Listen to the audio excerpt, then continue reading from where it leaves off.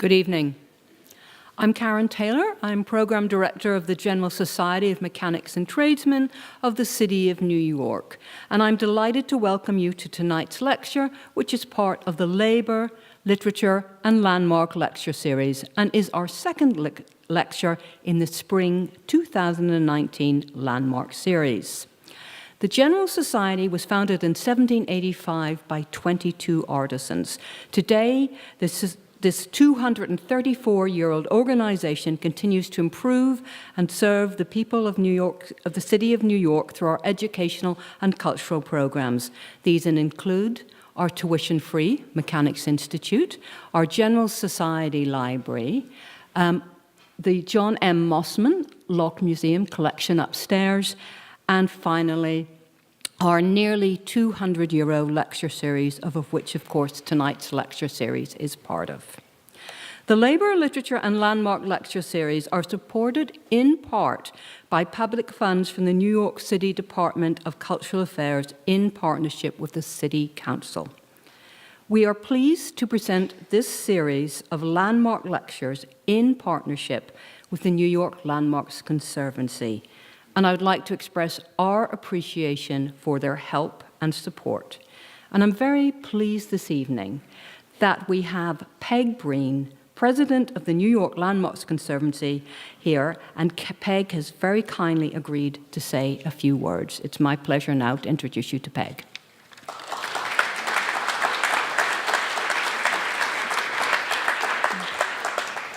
Thank you very much. We're very pleased to have such a great partnership with the General Society of Mechanics and Tradesmen and able to offer our members such a terrific variety of programs on architecture and preservation. At a gathering like this, at a time like this, though, it's natural to think about how heartbreaking it was to watch Notre Dame burn yesterday. The outpouring of grief is remarkable. You don't have to be religious to feel what a loss this is to our world heritage. Notre Dame connects us to centuries of human aspirations and artistic achievement. We applaud the determination to rebuild and applaud the hundreds of millions in contributions from around the world. The fire is another tragic reminder of why buildings matter, why preserving buildings matters. May we all appreciate what religious buildings of all denominations mean to our communities, our history, and our sense of place. So I hope you'd consider on May 18th and 19th, looking at the historic houses of worship here in the city during our Sacred Sites Open House Weekend. It's the 9th year we've opened all denominations of buildings, of religious buildings across the entire state, hoping that people will then learn about their history and architecture and their contributions to the city around them. That's May 18th and 19th. There are cards in the back. And in the meantime, we mourn for France and we celebrate all the great religious architecture we're blessed to have in this city. Thank you.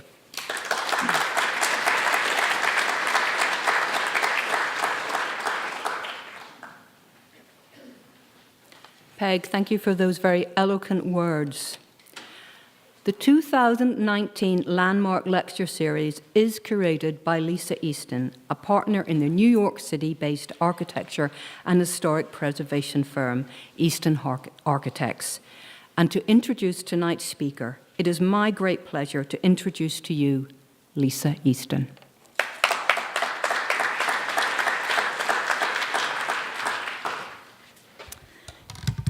Thank you, Karen. Good evening, everyone. Welcome. The preservation of historic places is more important than retaining a physical landmark. There is an emotional connection with these important places that provides people with a sense of community and continuity, providing a connection to the past that helps one ground themselves in the present. In a rapidly changing world, historic places provide people with a feeling of being part of a continuum. Preservation as an ideal gives us a sense of orientation to our society, using structures and objects of the past to establish values linked to time and place. This time and place are defined by the traditions that envelop it, the values people hold, and the cultural heritage it represents. Provide stability. Preservation is not about being nostalgic. It's about living in a better present. that we are all a part of and have a broader reach that connects eras, creates continuity, and embraces a more cumulative whole. I am thrilled to be a part of the General Society of Mechanics and Tradesmen 2019 Labor, Literature, and Landmark Lecture Series. I love that alliteration. And when asked to curate the 4-part Landmark Lecture Series, I wanted to bring together a group of individuals whose experience captures the essence of preserving our treasured landmarks, from technology of materials and methodology to advocacy and historic research. Tonight, I am proud to introduce our second lecturer in this series, Michael Devonshire. Michael is an architectural conservator and principal with JHPA, with over 40 years of experience in the field of architectural preservation. He has supervised the restoration of a significant number of the New York metropolitan area's most significant landmarks and sites, including the Church of the Incarnation, the Morris Jamel Mansion, and Manitoga, Russell Wright's studio in Garrison, New York. Michael has taught at Columbia University's Graduate School of Architecture, Planning, and Historic Preservation and the University of Massachusetts. He is also one of our esteemed Landmarks Preservation Commissioners. And Michael is one of the preservation community's landmarks in his own right. I had the great fortune of studying under his tutelage while at the Columbia HP program, and went on to intern at Hird Pokorny Architects under Michael's direction. I consider Michael to be one of my most treasured colleagues and trusted confidants. He has influenced my professional development as a preservation architect beyond measure, and I am eternally grateful for the opportunity of learning and working with him over the years. He is a modern-day Renaissance man, from being a hands-on restoration craftsman, educator, mentor, and conservator, to an accomplished bagpiper and chef, and now seaman. Michael embraces everything he does with passion and enthusiasm, and he remains one of my greatest mentors and someone whose legacy I hope to emulate in some small way. So tonight, it is truly my honor and pleasure to introduce to you Michael Devonshire.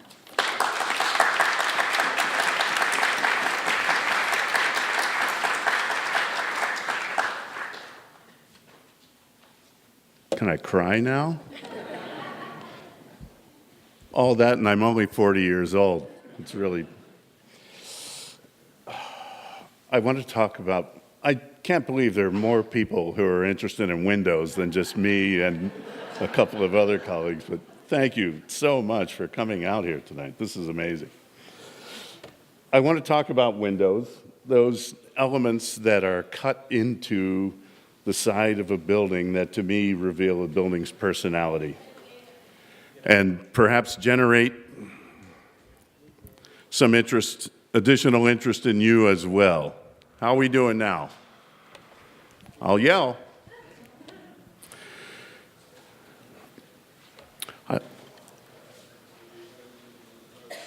I want to focus on what we call punched windows or punched openings, that is traditional windows in our historic buildings. That is before the glass curtain wall came along that required, our windows require various levels of craft and not neoprene and sealant for their performance. Why windows? Well, I'll tell you why. It's personal for me. April 10th, 2017 was a day that will live in infamy in my life because I was invited to have breakfast with the then chair of the Landmarks Preservation Commission so that we could have a discussion about me being a team player on the commission. That's not funny. At the end of our discussion, she said to me, "Just tell me one thing. Why is it that you're such a fanatic about saving historic windows?" And that did it for me. Why indeed? The more I pondered the question, later I came to terms with what it is about historic windows that I find so compelling, and I found much. I thought about what windows give us. How do you like that retrofit on the right? What indeed is it that windows do for us? What's a train trip without windows? They frame our view, looking in or looking out. They provide a safe place for us to view our world and stir our imaginations. They're a place of contemplation.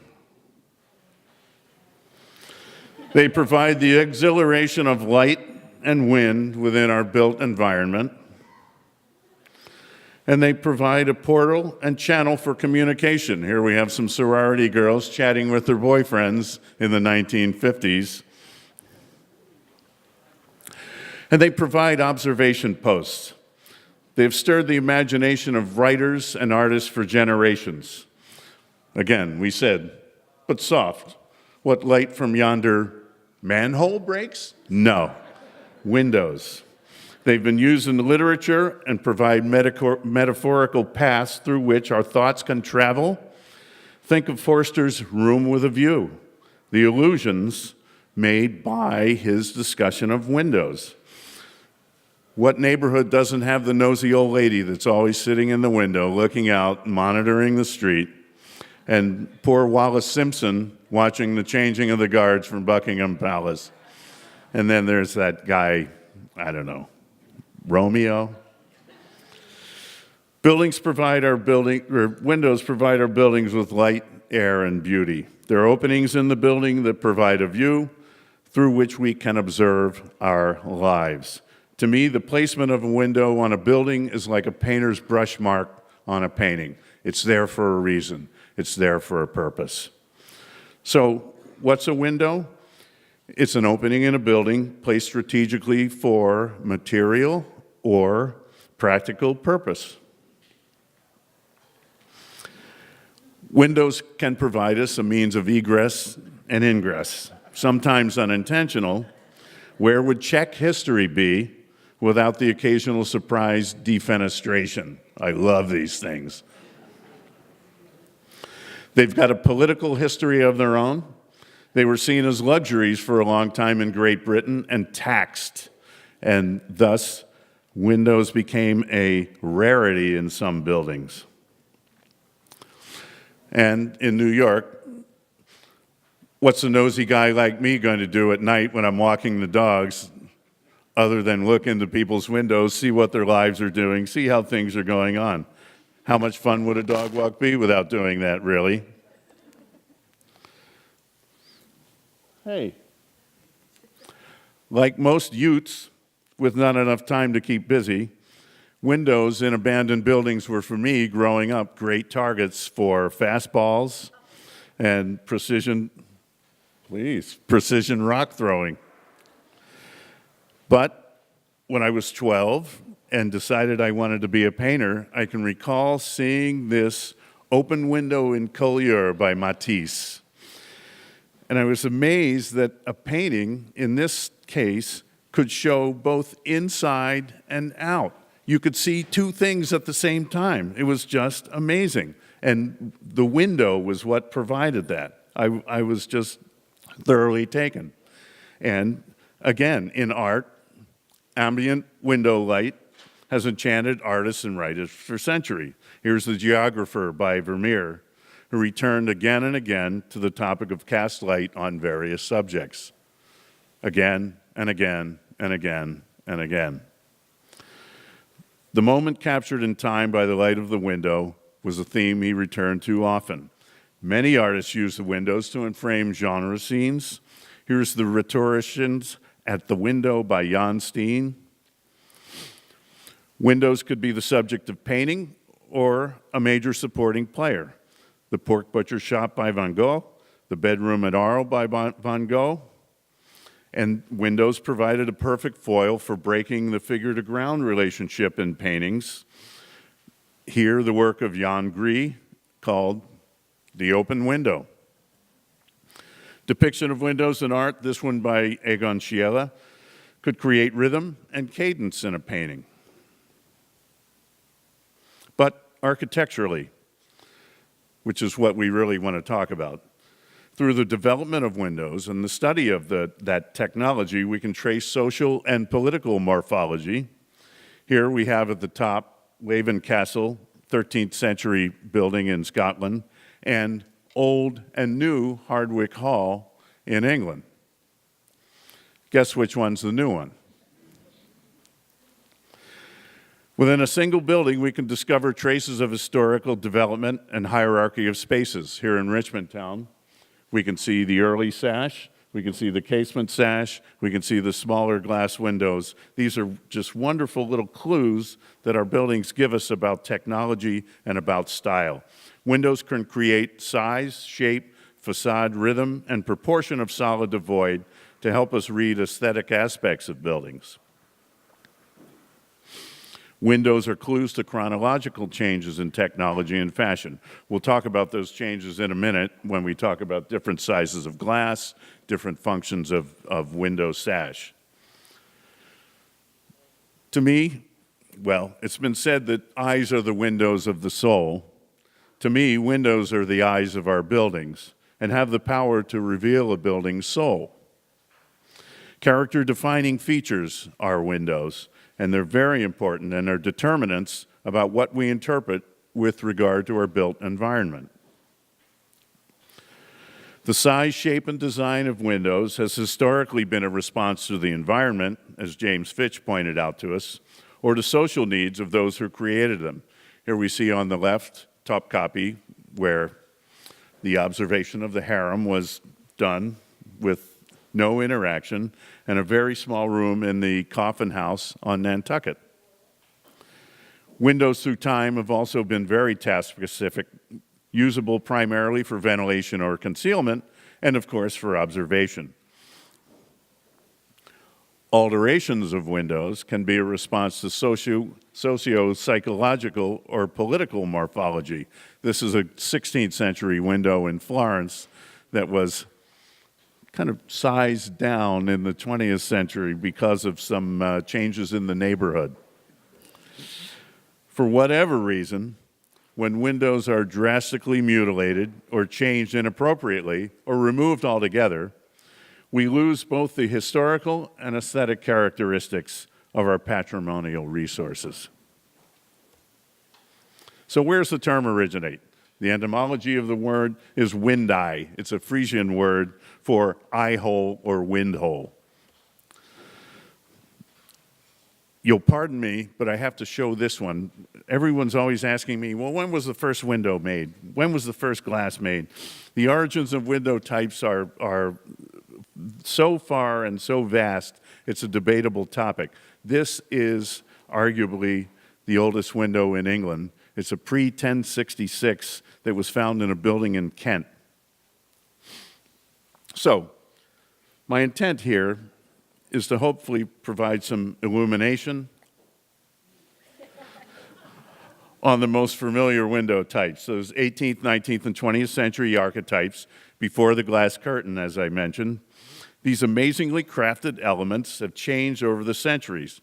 Development of window technology follows principally changes in wood technology and changes in glass technology. And hopefully I can shed some light on the phenomenon for you. The development of the window reflected in this talk follows the confluence of those two developments, wood conversion and glass fabrication. The fenestrum nota that we know as a common window begins with wooden constructs with lenses of various materials. Fabrication of window sash, as you'll find if you read through some of the books in the library here, involves mortise and tenon, basic mortise and tenon joinery, dovetails, pegs, and wedges, not unlike fine furniture. But these pieces are exposed to the elements. Imagine hanging your Townsend and Goddard highboy on the side of your building and expecting it to last for 150 years. Windows can do that. The fabrication of window elements required no less amount of skill than fine furniture making in the past. Components of wooden window sash and frames had to be finely crafted and fit together in an assembly not unlike furniture, sliding and fitting into other components and strong enough to endure strong wind loads, rain, snow, all of the elements, and perform for decades. Window frames are required to perform without deflection within cavities in wooden framed or brick masonry openings. Here we see on the left a very simple early solid pegged frame. Those are all solid pieces at the head and the sides. In the center, we have the beginning of what we'll call the hung window, and that's a boxed frame that holds concealed counterweights to assist with raising and lowering the sash. And then we have an illustration by Asher Benjamin showing a very complex hung sash system.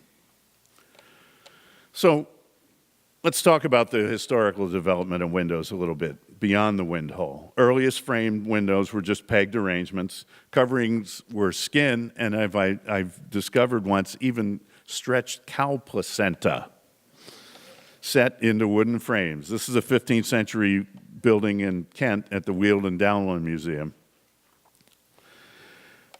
There was primitive glazing. This is a church that my wife and I discovered in southern France that actually has very thin sheets of marble as the glazing within the window openings.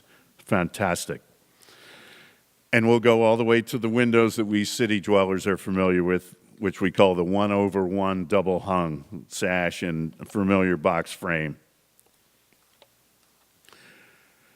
Early on, following the bare opening, there were primarily two types of sash. Casement on the left, which was hung on hinges, and sliding sash on the right, which originally just slid by simple pushing and pulling without the assistance of counterweights. But how were these things made?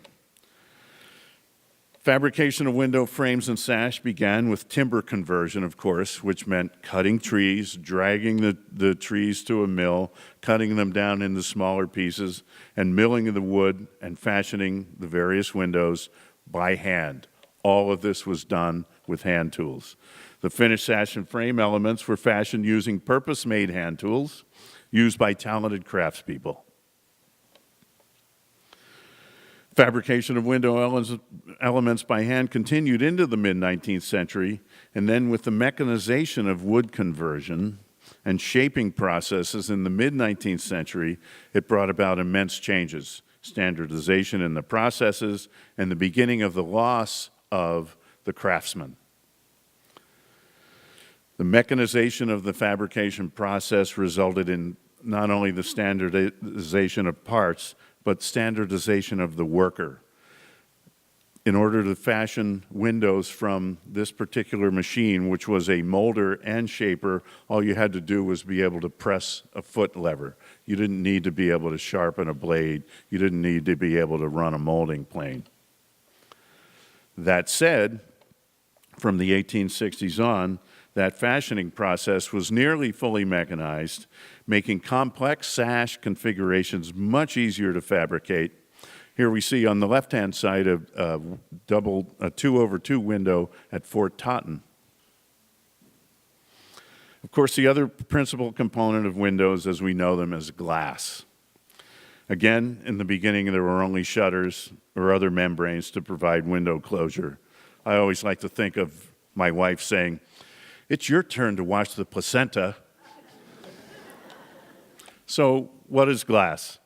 It's simply a mixture of sand, silica, lime, calcium oxide, and wood or soda ash melted together. And the first glass was made in Syria in 1500 BC. Glassmaking, slab glassmaking was perfected by the Romans. And fabrication as a complex process was really perfected eventually by the Venetians. Here, what we're seeing is what's called crown glass. The crown glass fabrication method involved blowing a ball on the end of the pipe, breaking that ball off on what is called a pontil, P-O-N-T-I-L, and creating a large disc of glass that was laid down, and then the pieces of glass, the glass lights for a window, were cut from that large disc. Very labor intensive. Early glazed windows used crown glass, and they were very small lights because that was the way you could get it off of a disc. The characteristics of crown glass were held in place with lead cames or wooden muntins. Here we see the Jethro Coffin House, 1686 on Nantucket, with lead cames. Here we see the Skank House, 1676, with crown glass, which is in the Brooklyn Museum. It's worth a visit if you've never seen this building. It's fantastic. The next step in the evolution of glass was cylinder glass, where again, you blew a ball on the end, a bubble really, on the end of your blowpipe, cut the other end, and dropped it so that you ended up with a cylinder. And that cylinder could be laid out, and by working from a stand, you could actually create a very long cylinder and get much larger pieces of glass. It was the creation of cylinder glass that allowed us to go from those very small lights that are typical and characteristic of crown glass to these larger pieces. On the left, we have a window in the Poe Cottage, and on the right, we have a building on 35th Street, actually, a 2/2, much, much larger pieces of glass were able to be made.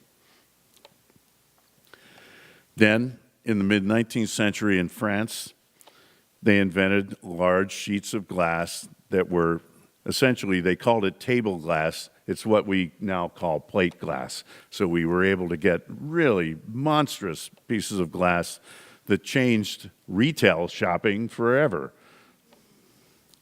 This is a building in Charleston from the 1850s. Magnificent, magnificent windows. So, as we saw earlier, we have the fashioning of major elements into the window components, casement sash within a pegged frame, sliding sash, more commonplace after 1725 in this country, but still not hung. You always hear people talking about hung sash whenever there's a 1/1 piece of sash. Not necessarily hung unless they're hung on counterbalances. When they're in a solid frame, it's just sliding sash. The next step in the evolution from the peg frame then was the box frame. And the sliding sash in the solid frame with larger lights generally indicates something toward the end of the 18th century. Here we have a window at Raynham Hall out on Long Island. I'd be remiss if I didn't mention Whitehall, the Banqueting House by Inigo Jones, which was the first recorded use of crown glass, 1622 in England, and absolutely the first counterbalanced sliding sash in England, 1685. In the U.S., arguably the first hung sash in America was the Phillips Manor House right up in Yonkers, 1682, still using crown glass. At the Morris Jumel Mansion, when we did our restoration there, all the original windows had been taken out in the 1930s, unfortunately under a Parks project. But what we were able to find is some of the original wooden sash-hung pulleys. And so we knew that they had originally counter-hung sash there, and we recreated that. These are larger 6x9 panes also. Even though the building is 1765, we know they were using cylinder glass there. As I mentioned, some buildings provide us with a complete history of window use, from casement to sliding sash to hung sash. At the Wyckoff House in Brooklyn, we have evidence of the 17th, 18th, and 19th century right there on the front of the building. It's a wonderful timepiece. Through the 1850s and 1880s, double-hung counterweighted sash with large central vertical muntins to replicate the casement appearance, which was considered much more elegant, made its way. Here we see what's called 4/4 hung sash with a very thick central muntin and very narrow and sinuous, really, horizontal muntins on the sash. And then by the 1880s and onward, we see the relatively ubiquitous 1/1 double hung sash and box frame that we all know all over New York City. By the turn of the 20th century, we have numerous variations of both sash and frames. Interestingly, today at the commission, we okayed the removal of probably 100 steel-framed, they were windows that had a steel core but a copper cover. It was copper-clad steel core. And it sounds like a great idea, but if you know anything about galvanic action, you know that a little bit of water turns that into a battery. And the photographs that they had of these windows were amazing. The amount of, it was like Jiffy Pop, these windows just blowing themselves apart. Really pretty amazing.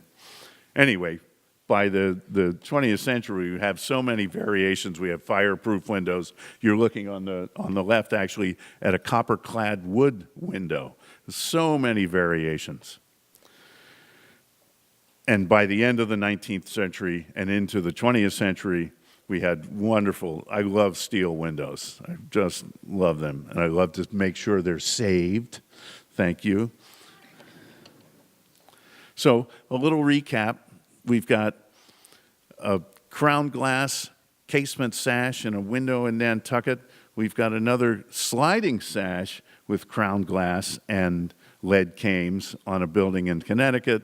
We've got a sliding sash, and wisely, the lower sash, because this is not counterbalanced, the lower sash has fewer lights. It's smaller, so you didn't have to break your arms lifting the thing up and down.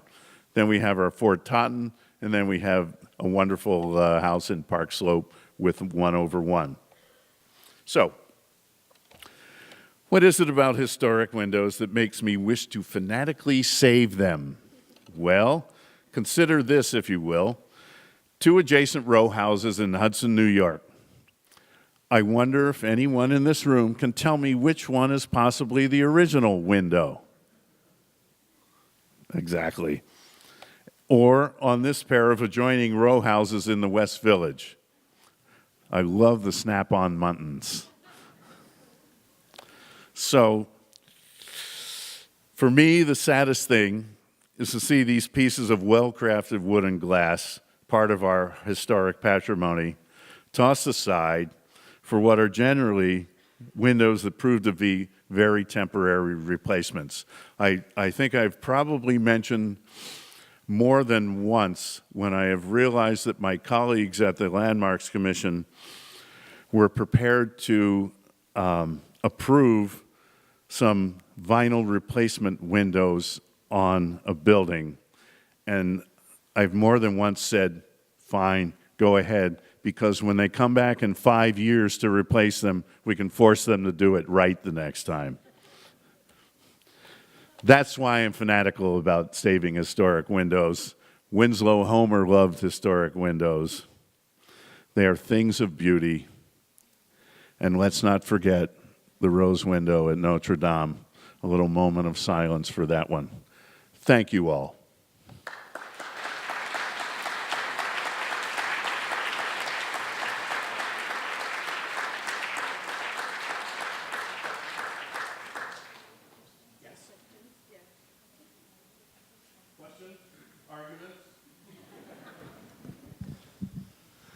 Hi, we're going to take questions. Please wait until the microphone is passed to you so we can record your question for the video, and make sure you speak directly into the microphone. Thank you.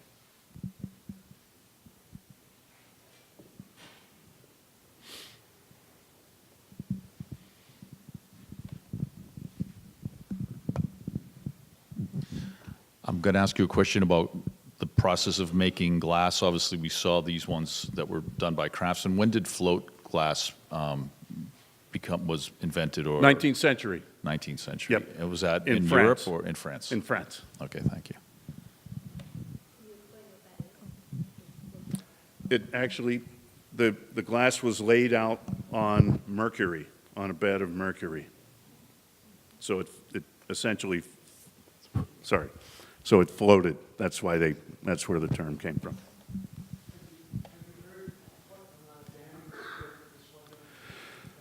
This window, I think, made it out okay. This is on the south transept. I was telling Lisa, I've got a friend who works for Monuments Historiques, and she's feeding me information. She's actually been on site. She's been interviewed on TV in Paris a couple of times now. She's going to start, she's sending me more information. Which I is can the, give that to Lisa. which is the glass making method that gives us what we call bullseye windows we see in That's crown glass. That's crown glass. When you take the ball off of the pipe, there's an opening where the pipe was. You cut it off, and it's stuck onto what's called a punty, which is a solid rod, and that's the rod that you spin to make that disc. When you cut the pieces of glass off of that disc, you're left with that large blob at the center. That's where that bullseye comes from. Susan. Please wait for the microphone. Oh, sorry. I'm sorry. I've always wondered, what was the logic of the diagonal orientation of the colonial windows? Good question. I have no idea. Come up to me after this, and I will give you my card. I will find out, and I'll tell you. I'm not going to lie. I could have made something up, but I'm not going to do that. Thank you. Can you review the cylinder glass? It's hard to envision how it gets flat. I'm not sure. Yeah. Let me go back, if I may. Thank God for Diderot, because his illustrations are. Hold, please.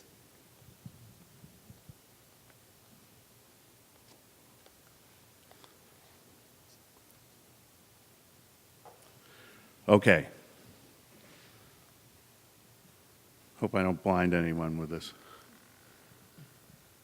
You blow the ball, okay? You cut the ball, you pierce the other end of it. Your pipe is still attached. You pierce the other end of it. You put it back into, we call it the glory hole, where the glass is heated, becomes molten again. You stand, you get on a stand, and you continue to blow. Now you're essentially just blowing the inside of it. You turn the pipe while standing, and that essentially fluid glass begins to drip and becomes a large cylinder that's still attached to the pipe. You cut it from the pipe, and you cut it along the length of that cylinder and lay it out. Boom, there it is. Yep. You were very emphatic at making a distinction between hung windows and sliding windows. Correct. Which would you classify a hung window that has had the cords cut? Your weekend project. Good luck.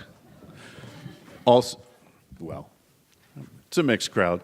It's also a PIA because you have to go in, you have to dig the counterbalance out of the pocket. You take the pocket cover off, you have to find that counterbalance, then you have to feed the rope back up through the pulley. You've had to take the two casing moldings off the inside, you've pulled the sash out, you feed a rope onto the counterbalance, feed it back up through the pulley, pull that whole thing up, and then tie it back onto the rebate that's in the side of the sash. And you can either tie a knot in it, or you can get a little spiral fitting to put it in there, and then put it back in, put the casing moldings back on. Good luck with that. It's such a pain. When was the window tax? No pun intended.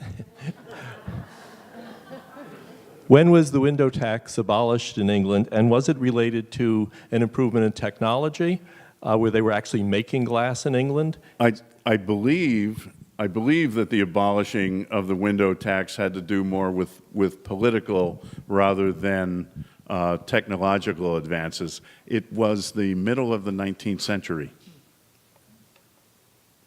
Oh, Sir? what were some of the standards for windproofing of windows in various locations as to whether they could withstand hurricanes or tornado force winds? Could you discuss that? Standards? Yeah, well, in other words, did they have to withstand 100-mile-an-hour winds, 60-mile-an-hour winds? When were those first implemented? Who was in charge of that? Those are 20th century standards. Those are mid-20th century standards. The 18th and 19th century window, there was not a standard. What there was tradition. Okay. Hi, I have a question about casement windows. Mm-hmm. I live in a 1927 Tudor building. Yep. And when did those come to be? 1920s buildings? Yeah. In the 1920s. Okay. So okay. So Help me here. that was new at the time. That was like something new then. Well, it was Tudor revival. I mean, Okay. the whole point of those casements is to make it look like an actual Tudor window. Oh, okay. Oh, I see. Are they steel? Yes. Yeah. Okay. Love them. I love them too, yeah. Please never throw them out. No, we're not. Please maintain them. Yes. Oh, All yeah, right. we maintain them. There's no screens, though, at any of the windows. Is that normal, too? Put screens on the inside. You're fine. Okay. We know where you live.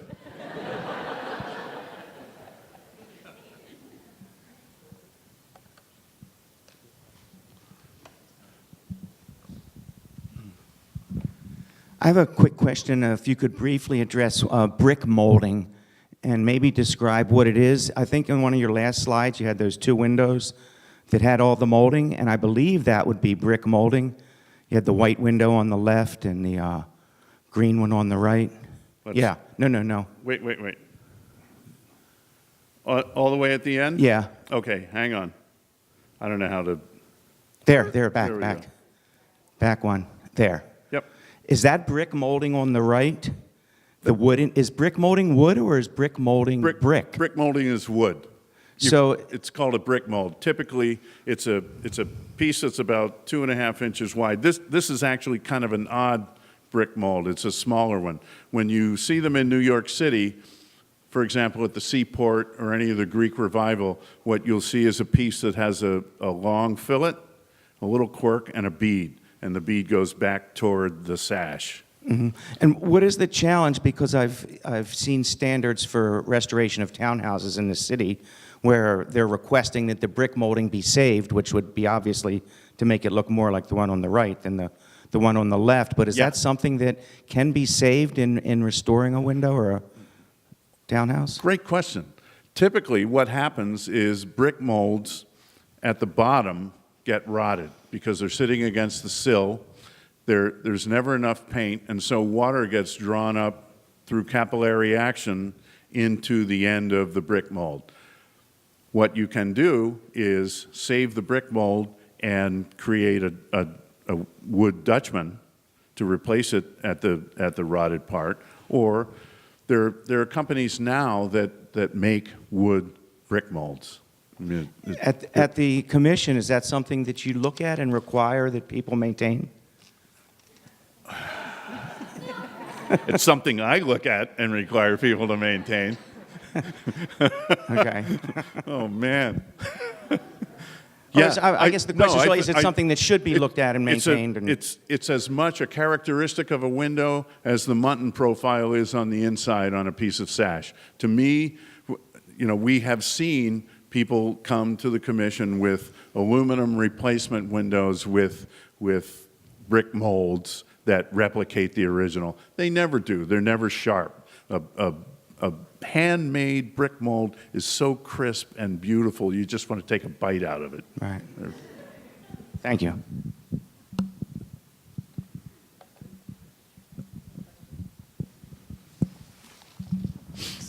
Hi, I wanted to ask you about the challenge of energy conservation with glass. I don't know if you know when the first attempt at double glazing happened, and if you can tell us a little bit about how people have tried to increase the efficiency of windows that use glass.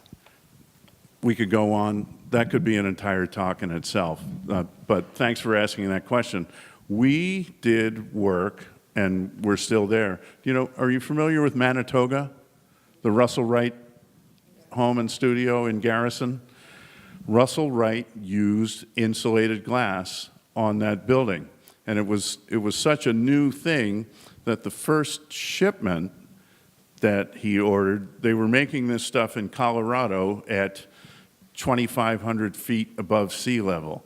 The first shipment was destroyed because when they drove the truck down, the change in the atmosphere made the vacuum inside the window collapse the glass. And so they had to come up with all sorts of ways to alleviate that problem. Anyway, that's the earliest that I've ever seen it. That's 1950s.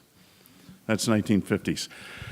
Studies by the Department of Energy have proven that the most amount of heat loss through a window is not through the glass, it is around the perimeter of the sash and around the perimeter of the frame. Air infiltration at the perimeter of the sash and frames. And so I'm not a great fan of insulated glass as a weatherization principle, but as a sound attenuation principle, it's fine.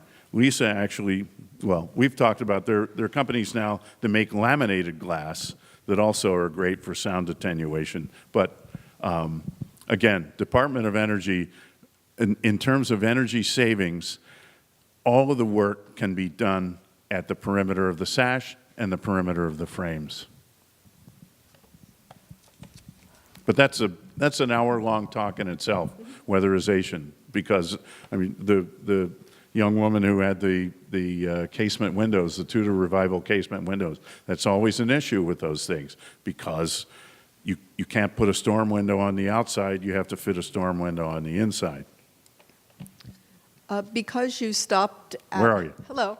Hi. Hello. Because you stopped at punched windows besides the one storefront, does that mean that glass that's hung on steel and anything after like 1935 is not a historic window to you? No, not at all. But we were talking about traditional windows, and I decided myself to stop at the beginning of the 20th century. Last question.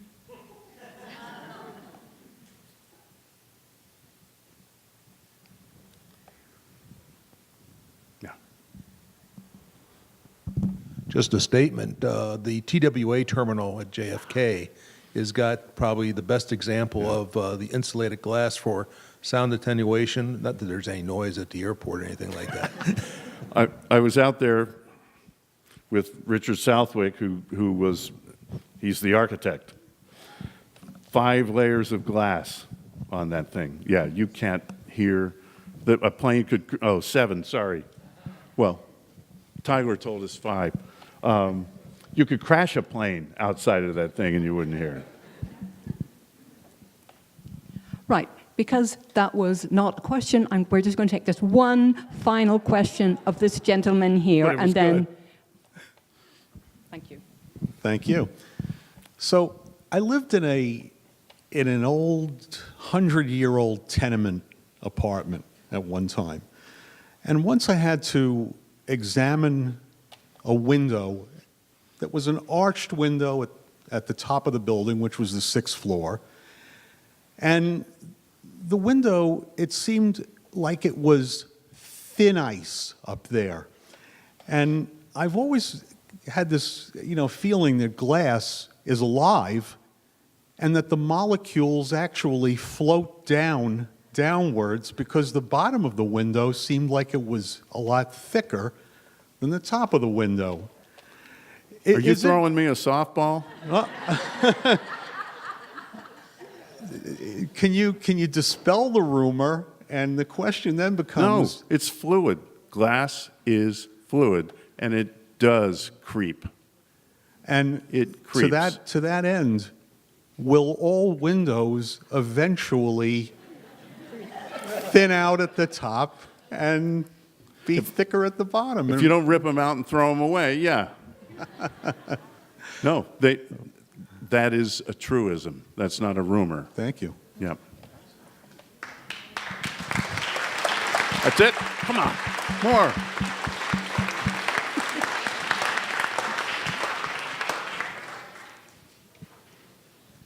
Michael, I know we've cut you short, but I'm sure there'll be an opportunity for plenty of informal questions. Get them liquored up. Okay, We'll have all wait, kinds of- that's exactly that. I want to thank you so much for that eloquent, comprehensive, fascinating, and presented with your, your distinctive form of sense of humor. It was really terrific, and we are so grateful. So thank you very much. Thank you. Tell my wife that I'm eloquent. Yeah, absolutely. And I want to apologize for the external noise at the beginning. To quote your pun, it was an absolute pain. So my apologies to you for all of that. Oh, thank you, Michael. Thank you so much. I can see why you were such a mentor to Lisa, and we are really just thrilled that you could speak here this evening. And just look at this interest in windows, and we now know so much more. So could we have another round of applause? Yes.